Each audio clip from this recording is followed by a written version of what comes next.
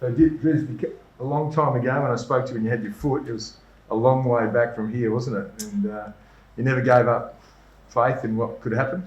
No, mate, 9 weeks out, 3 weeks back in the Waffle. So, to be honest, I did lose a bit of faith there. I wasn't sure if I was going to get in again because we were obviously playing really good footy and a lot of the boys were playing their role really well. So, I was lucky enough there was a couple of injuries and got my chance again and, yeah. Talking to the Demons boys, there wasn't a lot of goals from the boundary when you were playing for the Demons, but now it's become your specialty. What's happened there, mate? Mate, I don't know what's going on. I think it's a bit of a fluke, to be honest. But, yeah, like I said earlier, I think it's just that there's a lot more space in the AFL on the wing. So, I don't know, I guess the pocket's just open. And what do you do now these 2 weeks? Has the club said what happens? Yeah, so we just go about our business as normal. We'll have a normal training session tomorrow and then Saturday, instead of playing, we'll have a normal session again and then lead into next week. Has there been a lift in the excitement around the place? Yeah, no, we've had a really good culture all year. Obviously, there's been a couple other nominees as well, so we've got a young group that's really building towards something and we're really excited to what the future holds. Do you welcome the rest? Thought to going back to the Waffle this week for yourself? To be honest, I'm not too sure. I haven't really had that discussion yet. But if that's the case, then I'm going to go back and play Waffle. That's completely fine. I'm sure there's a few boys that will because a lot of the Waffle boys are playing really good footy as well and trying to put their hand up for selection come next week. So, has Justin given you a bit of a licence to sort of take the game on and go for those? From the boundary and that sort of thing? Yeah, I guess so. He just says play an instinct to all of us and just play our way. So I guess that's just the way I play footy and it's been working. So. You kicked another beauty from the pocket on Saturday. Did that beat the one on debut? Probably not, to be honest. It was a bit closer in. The one on debut was definitely a special moment in front of friends and family. So. Yeah. And game number 11 for yourself coming up, and guys like Alex Pearce, I think he's 27 now, never played in the final. Do you almost pinch yourself that it's happened so quickly for yourself? Yeah, mate, I've been really lucky to come in a time where we've obviously built a really good list. Belly and the crew a couple of years back have been building to this point, and yeah, I've been lucky enough to get drafted last year while we are building, and we're about to peak, I think. So yeah. How do you feel about to play a final? Yeah, like I said, I'm very lucky, mate. Like Freo obviously haven't had the best history in the last 10 or so years, and I think it's just a reward for fans as well that Belly and the crew have built a list that can make finals, and I believe we can have a massive impact this year coming. What's the feeling like around the club now? Yeah, like I said, we've got a really good culture, a really good young group of men. And yeah, like I said, we're building towards something really special. And I hope the Freo community can really get behind us. The results didn't go your way on the weekend for the other clubs. Yeah. You missed out on that top 4 spot. How much harder does it make it for you guys?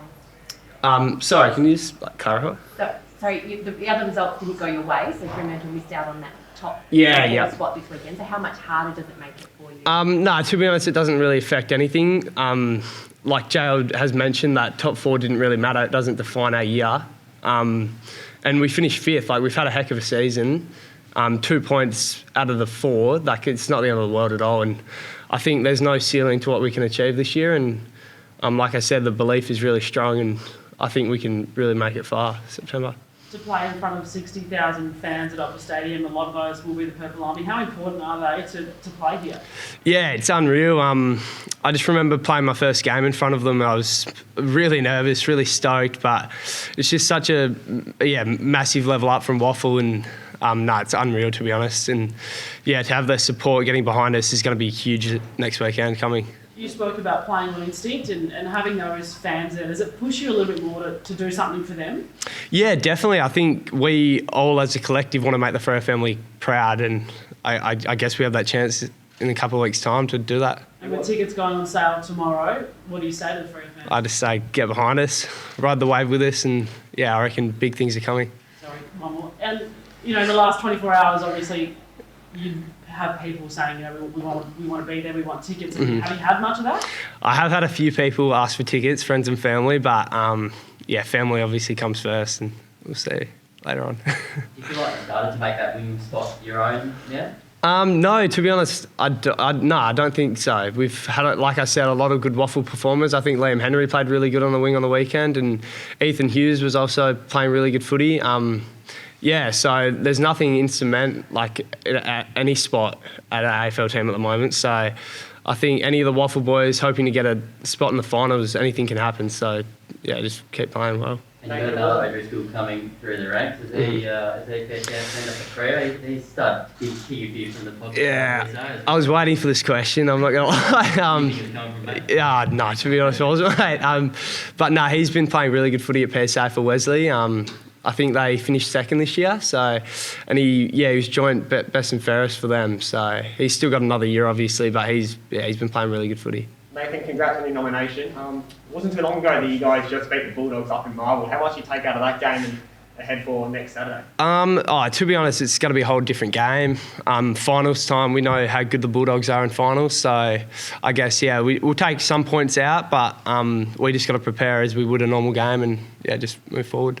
Bulldogs just played in the grand final last year. How much do you reckon JL will drill into you guys about their experience in the big games and how much Freo is still just coming through into finals footy? I don't think he would drill into us that Bulldogs have obviously made it last year because it's a whole new season and we've obviously playing really good footy ourselves. So I think he'll reiterate on like how good we've been going and like the chances that we have against them. So it won't be much about Bulldogs. It'll be more about what we can do. I think there's just 9 players in your team who actually played finals. Do you almost feel like as the group it's a bit more cohesive because you're building this new chapter together? Yeah, that's what I said before. Like I think like we've got such a young list. I believe like our cohesiveness together is unreal. And there might only be 9 players that have played finals, but I believe that the players we have, like we're definitely suited to play that footy. So yeah.